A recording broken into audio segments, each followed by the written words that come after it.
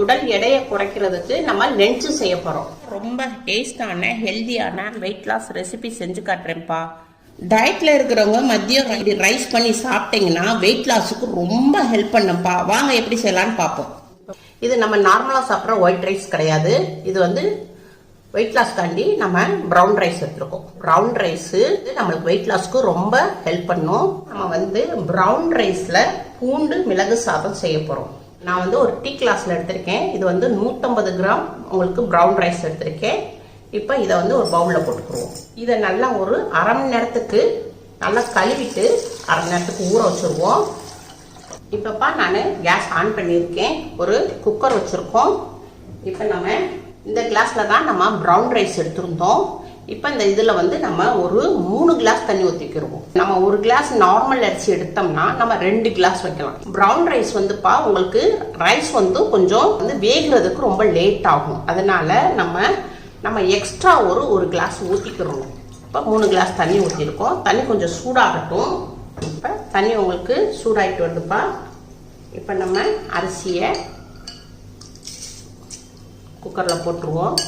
இப்போ நம்ம அரை மணி நேரம் ஊற வச்ச அரிசியை நம்ம குக்கரில் போட்டுக்கிட்டோம். இப்போ தேவையான அளவு உப்பு போட்டுக்குருவோம்ப்பா. இப்பப்பா நம்ம வந்து மூடி போட்டுருவோம். இப்பப்பா நம்ம வந்து 2 விசில் வந்து ஹைலையும் 3 விசில் வந்து நம்ம மீடியத்தில் வச்சு நம்ம வச்சிருக்கோம். இப்போ வந்துப்பா விசில் அடங்கிடுச்சு. இப்போ ஓப்பன் பண்ணி பார்ப்போம். இப்போ நம்ம கரெக்டான தண்ணி வச்சுருந்தோம். 3 கிளாஸ் தண்ணி வச்சிருந்தனால தான் உங்களுக்கு ரைஸ் வந்து பாருங்க நல்லா பூவா மலர்ந்துருச்சு, நல்லா வெந்துருச்சு. இதை நல்லா ஆற விட்டுருவோம்ப்பா. இப்பப்பா கேஸ் ஆன் பண்ணியிருக்கேன். ஒரு கடாய் வச்சிருக்கோம். கடாய் கொஞ்சம் சூடாகட்டும். கடாய் சூடாயிடுச்சு. 1 ஸ்பூன் நல்லெண்ணெய் விட்டுக்குருவோம். கொஞ்சம் கடுகு உளுந்தம் பருப்பு போட்டுக்குருவோம். 1 ஸ்பூன் கடலை பருப்பு போட்டுக்குருவோம்ப்பா. கொஞ்சம் ஜீரகம் போட்டுக்குருவோம். 2 கொத்து கருவேப்பிலை போட்டுக்குருவோம். இதை ஒரு வதக்கிடுவோம்ப்பா. நல்லா குறிஞ்சிருச்சு. இப்போ 2 பட்டை மிளகாய் போட்டுக்குருவோம். லைட்டாக கிள்ளி போட்டுக்கோங்க. இப்போ 2 பச்சை மிளகாய் கீரி போட்டுக்குருவோம். பச்சை மிளகாய் 2 கீரி போட்டுக்குருவோம். இப்போ நான் ஒரு பல்பூண்டு ஒரு 10 பீஸ் எடுத்திருக்கேன்ப்பா. இதை வந்து நம்ம கொஞ்சம் பொடிசா கொஞ்சம் நறுக்கி போட்டுக்குருவோம். இப்படி பொடிசா கொஞ்சம் நறுக்கி போட்டுக்குருவோம். இப்பப்பா நம்ம 10 பல்பூண்டை வந்து நம்ம பொடியாக நறுக்கி போட்டாச்சு. அடுப்பை வந்து நல்லா சிம்மில் வச்சுக்கோங்க. ஹையில் வச்சிங்கன்னா கருகி போயிடும். பூண்டில் உள்ள சத்தும் உங்களுக்கு போயிடும். அதனால சிம்மில் லைட்டாக வச்சு நீங்கள் இதை வதக்கிக்கணும். நம்ம வெள்ளைப்பூடைய பச்சை வாடை போகிற அளவுக்கு நம்ம இதை வதக்கிக்கிடுவோம். இப்போ நல்லா பூண்டு நல்லா வதங்கிருச்சு. ஒரு மீடியமான வெங்காயம் பொடிசா நறுக்கியிருக்கேன். இதையும் இதில் போட்டுக்குருவோம். இதையும் வதக்கிக்கிடுவோம்.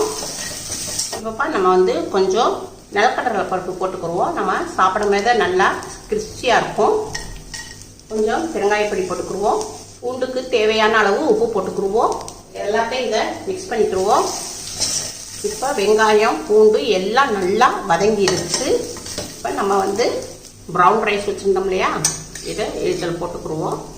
இதே நீங்கள் ப்ரௌன் ரைஸே நீங்கள் டெய்லி எடுத்துக்கலாலும் ரொம்ப ரொம்ப வெயிட் லாஸ்க்கு ரொம்ப ஹெல்ப் பண்ணும்ப்பா. நீங்கள் இதில் நம்ம எப்பயும் ஆக்குவோம்ல சாம்பார் குழம்பு மீன் குழம்பு எல்லாமே நம்ம நார்மலாக நம்ம ஒயிட் ரைஸ்க்கு பதில் நம்ம ப்ரௌன் ரைஸாக சாப்பிட்டுக்கலாம். இது வந்து ஆப்பிள் வினிகர்ப்பா.